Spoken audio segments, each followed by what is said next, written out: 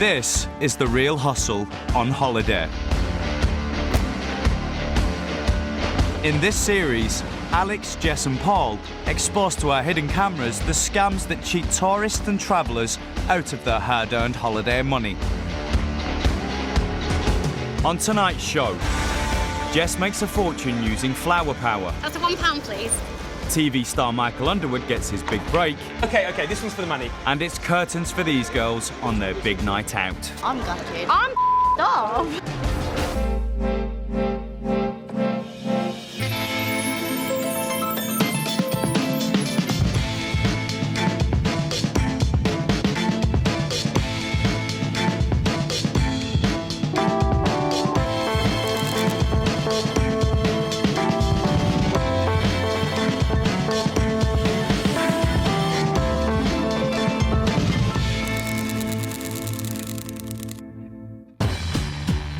All the people on this show have been hustled for real, and after being given their money back, they agreed that the footage could be shown so you can avoid being ripped off by the same scams. It's midday at the municipal coach station in Malaga on Spain's Costa del Sol.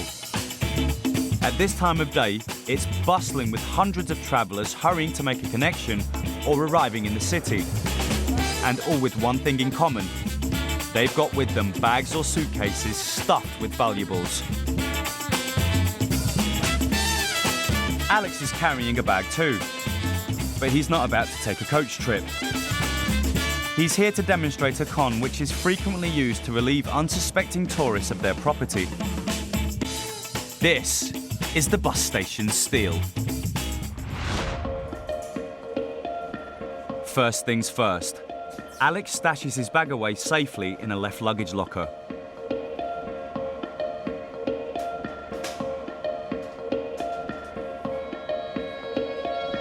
And then he waits.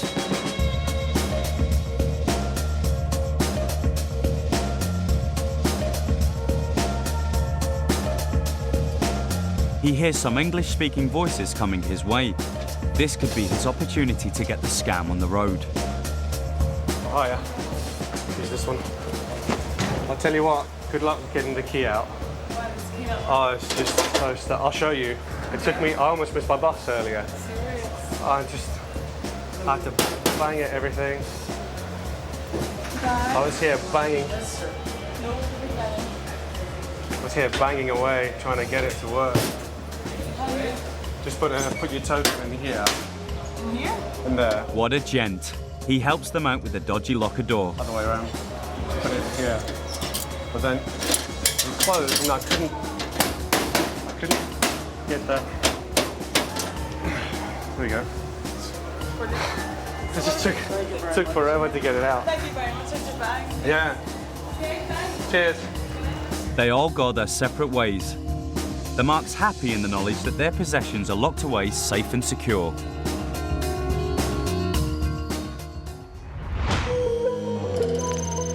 Later that day, the Marks return to pick up their bags. But there's already a key in the locker, and there are definitely no bags inside.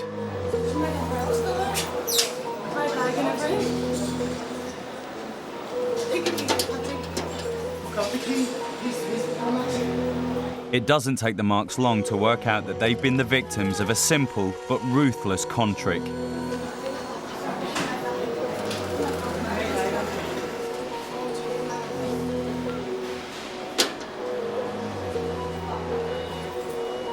So what did happen to the bags? Let's take another look.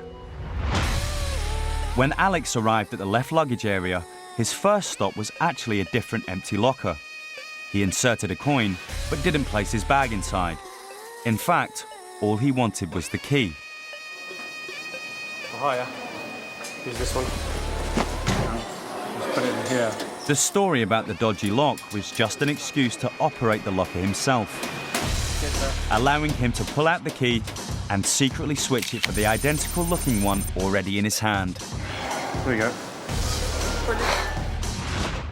In one movement, he dropped the Marks key up his right sleeve and then gave them the one to the empty locker, which had been hidden in his hand all along.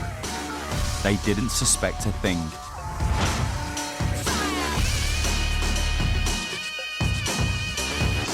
Mission accomplished.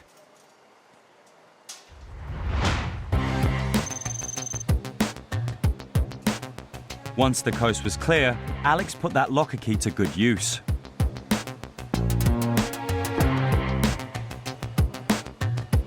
The marks had actually left behind an umbrella and could have returned at any moment. So Alex needed to move fast without arousing suspicion.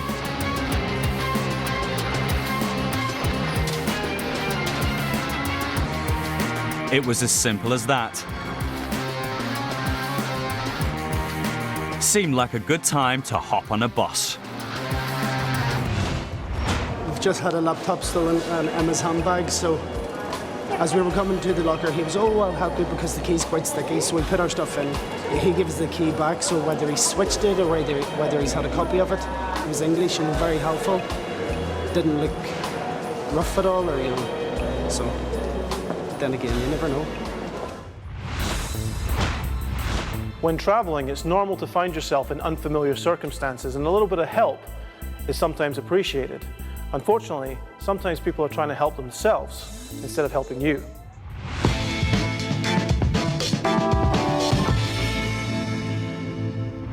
How are you? Nice to see you. Money won is twice as sweet as money earned. So say goodbye now. And money won from a celebrity is even sweeter. I am on the verge of crying. Oh, that's awesome. Let's see if you can do it. In the Celebrity Con Games. This week, the hustlers have come to this pool bar to pit their wits against television presenter and former star of Celebrity Dancing on Ice, Michael Underwood. You know that you skate? Yes. Obviously. How are you at pool?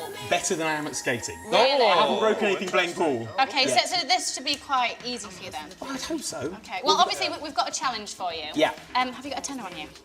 Yes, I've got some money. Excellent. Hang on a sec. There you go, look. Oh, lovely. £10. Who am I giving it to? Do you want to take that? Okay, there you go, come on. Okay. Alex starts setting up the challenge. Well, as you can see, there's a golf tee Yeah. in the middle.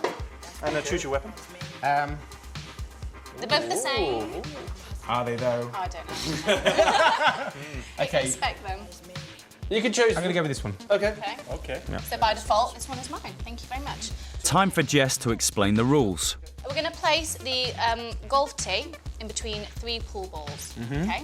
Now I want you to take the cue ball, place it wherever you want on the table, Yeah. and your challenge is to knock over the golf tee. On the strike, though, so you can't knock the balls, they can't start rebounding and knock them over afterwards. It has to be on the strike. First you need hit, to right. knock over the golf tee. So, all Michael's got to do to win is shoot the cue ball into the 3 balls surrounding the golf tee and make the tee fall over. Sounds like a piece of cake. Have the hustlers made this too easy? We're about to find out. I like it. You inspecting it? Yeah, That's good.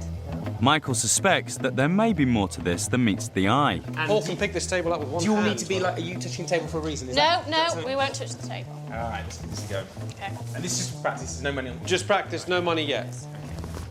Here comes practice shot number 1. Okay, that's an interesting approach. No joy. Maybe raw power is what's needed. Shall I try something a bit harder? I'd step back. Oh, yeah. He gets ready to unleash hell. Okay. Still no joy. Okay, so it's not power that's the problem. Next, he tries the softly approach. Gently, if I do it gently, maybe that's the thing. No, okay, so... The tee is still standing. Oh, I thought that was a good approach. Shall I have a shot? You have a go, yeah, just go on. to show you that Over to Jess to prove that it is actually possible. my technique isn't very... Yeah, listen, it is a bit rustic. Don't flutter those eyelids. I won't be fooled. Right. It's actually in the strike. That's No way. Seriously, it is. You'll see. She makes it look easy. It's the slight strike. Now, if you can match that, because I think it's about time you put your money where your mouth is. Come on. Money? Money? Mouth. Okay, this one's for the money. All right. For the money. For the money. Come on. What did I do last time? I did what I Is that how you want to place the cue ball? Is that how you placed it before?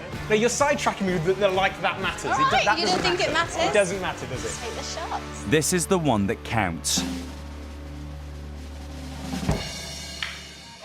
Little wobble, but that's the tennis. Thank you very much. He can't make the tea topple. So, what's the secret? It's all in the setting up.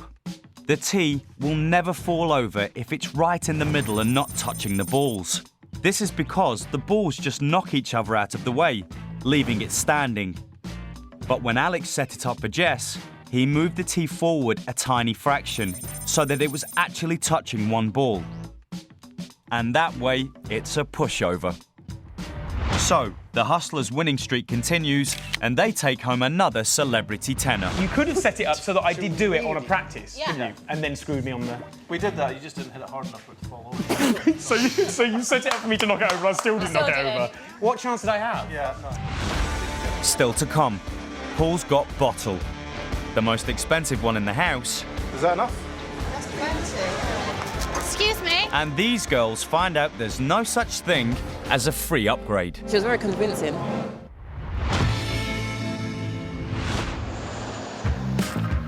If you're planning a holiday this year and don't want to run into any hustlers, here's some essential advice to get you on your way.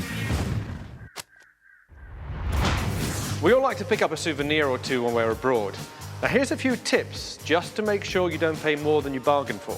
Firstly, never ever buy anything from anybody who approaches you in the street, no matter how good the deal sounds. Just don't do it. Stick to established shops or recognized street markets.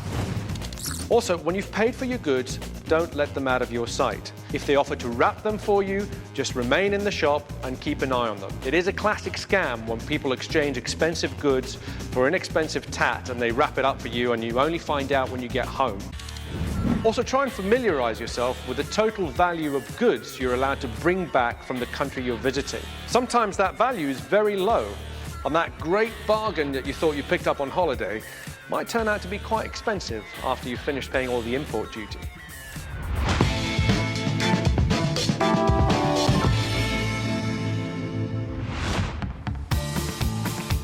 A busy town square. Thousands of commuters and tourists pass through here every day. It's the perfect place to demonstrate a con that catches out unwary travellers all over the world. This is the Unlucky Heather Hustle.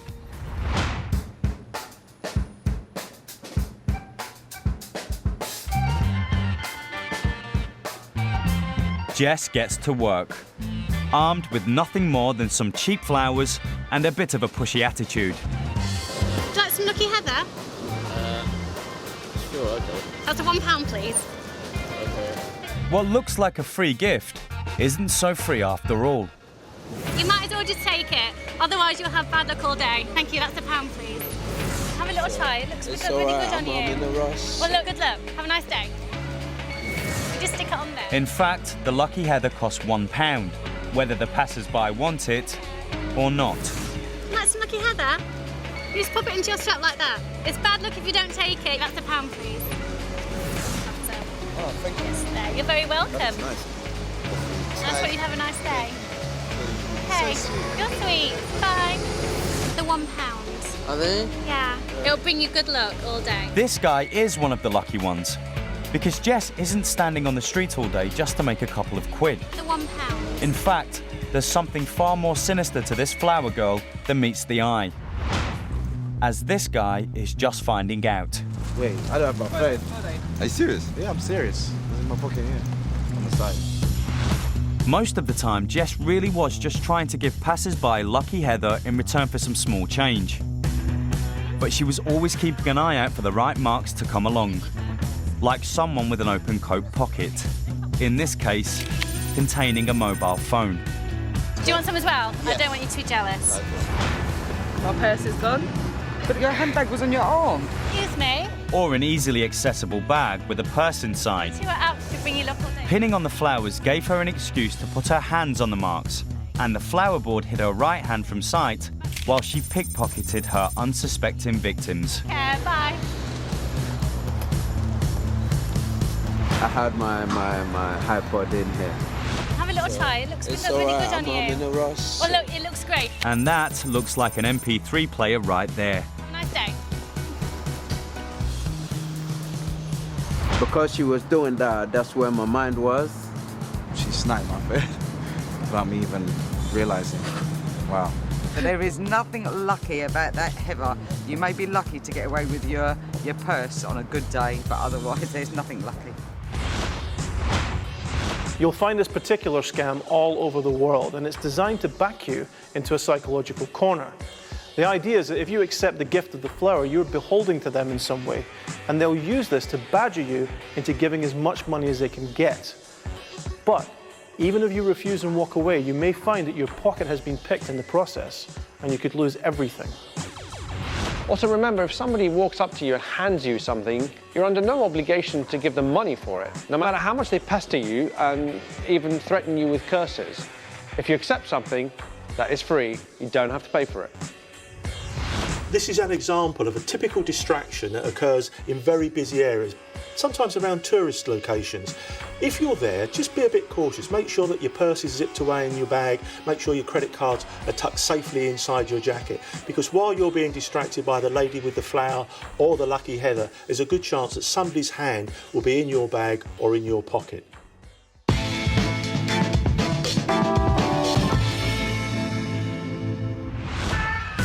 When on holiday, it doesn't get much better than relaxing in the sun with a drink in your hand. Except if that drink is free. The hustlers are going to show you how to win drinks from your mates by using proposition bets. The prop bet makes you believe you're onto a sure thing. But of course, the hustlers always have the edge, and you don't stand a chance. So watch and learn. I will have a gin and tonic, please. Paul has come to this Spanish seaside bar for some refreshments, but he's not planning to spend his own money. All right, here's a little bet for you. That is a very, very expensive bottle of wine. You own a bar, you know that, don't you? At least €2-3. At least. Yeah. How much would you sell it for in the bar? Around 8.50. 8.50. 8.50, and I'm the hustler. Yeah, 8.50 for that. Well, I think you definitely deserve a glass. Thank you very much. A little for you. I'll try one. Some for you. All right, now look at that. That's, I want you to have every last drop. Yeah. Now, would you admit that's about the end of the bottle? Yes, definitely. Right. Okay. So is that enough? That's plenty. How many drops do you think I can get out of that? 15. Knowing you, probably at least 20. 20. 13. 9, 13. What if I said 100? 100 drops. I'm not going to pour anything in it. I can't see where you're hiding that wine. So I got to get 100 more drops out of an empty wine bottle. In return for that, we get the really expensive bottle of wine that's back there. Lovely. Yeah, lovely. Which, incidentally, I would get the first glass. I don't know how that happened. Nice Carlos the first. You'll buy the wine. Go on then. Sit down. All right. Okay. Maybe I'll count and drop. Could you do me a favour, guys? Could you hold that up for me? Just like that. There you go. Okay.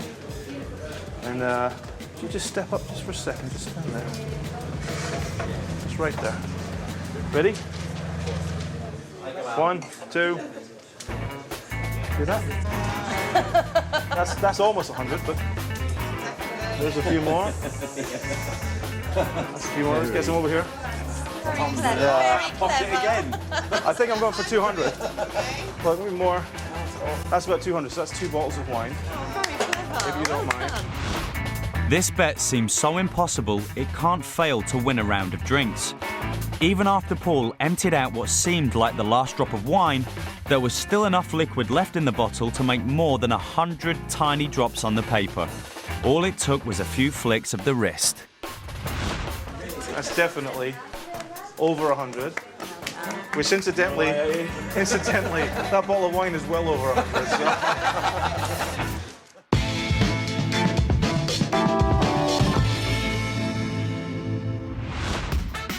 This is Leicester Square in London, destination for thousands of tourists who come to snap up bargains at the many cut-price theatre ticket booths.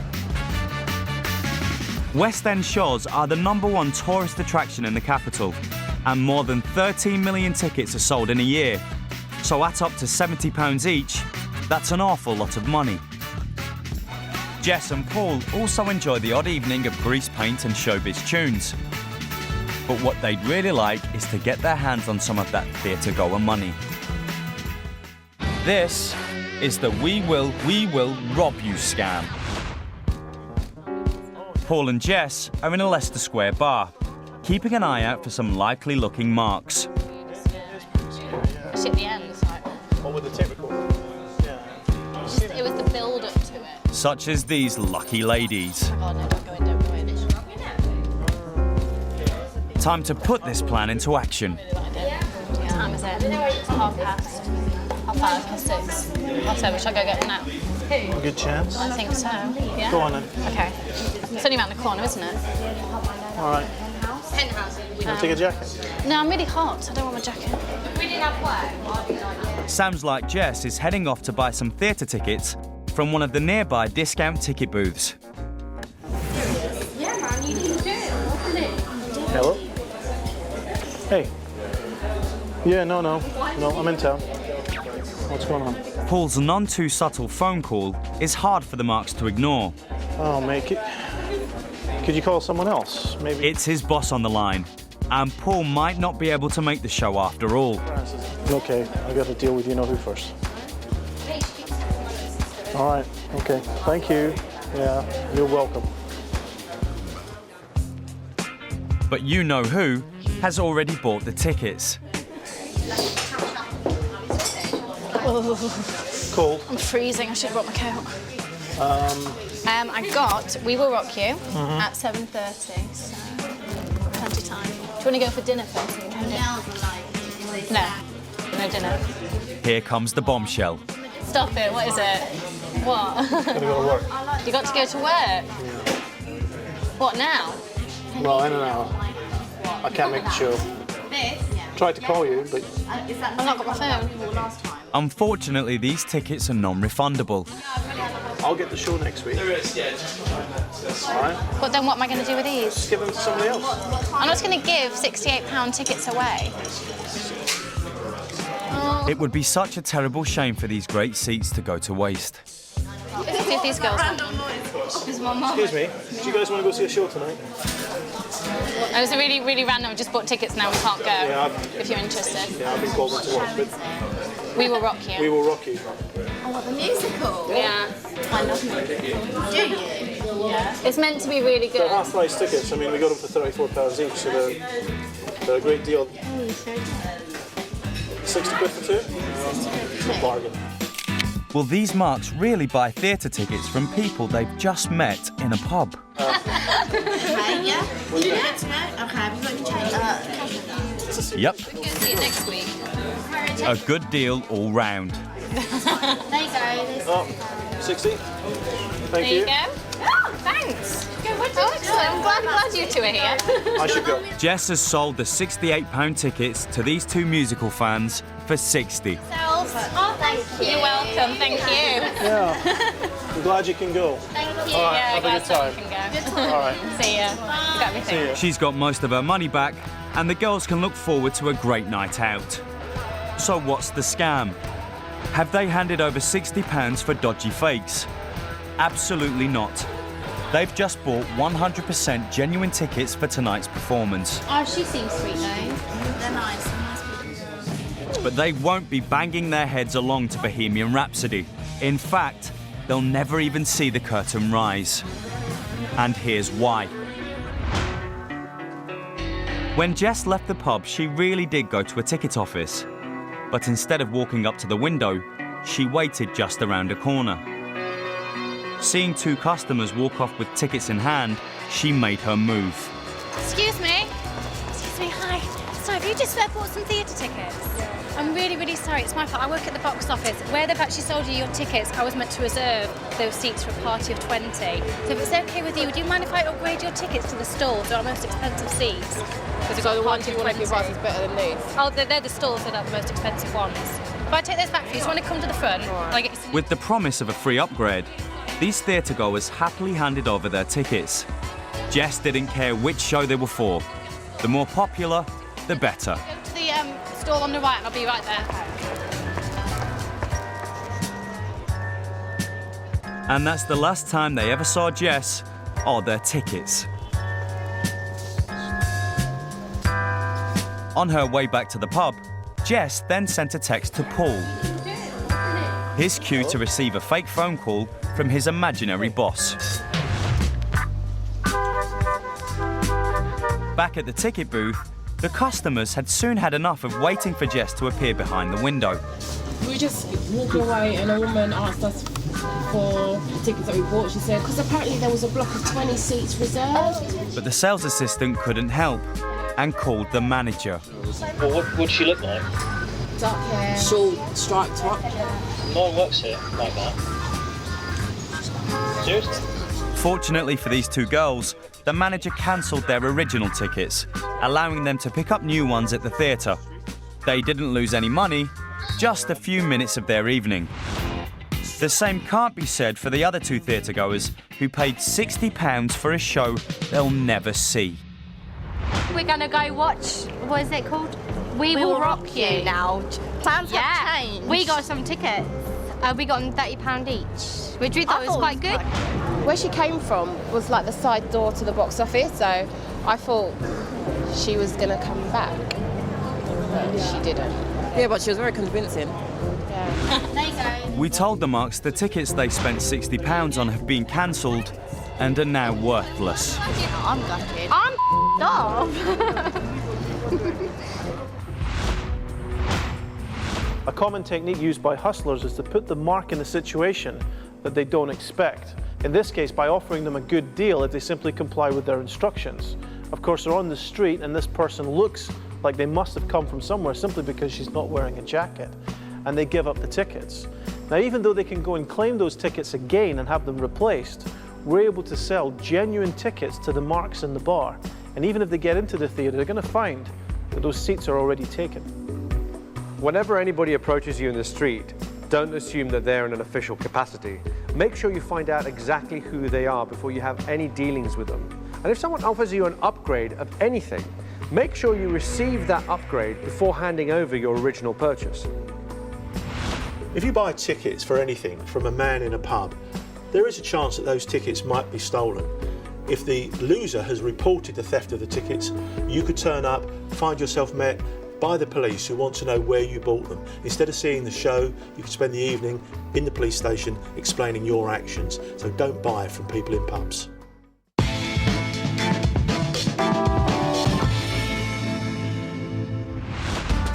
So remember, even when you're away from home, you should always keep your wits about you. That way, you will avoid getting hustled on holiday. Excuse me, do you guys want to go see a show tonight?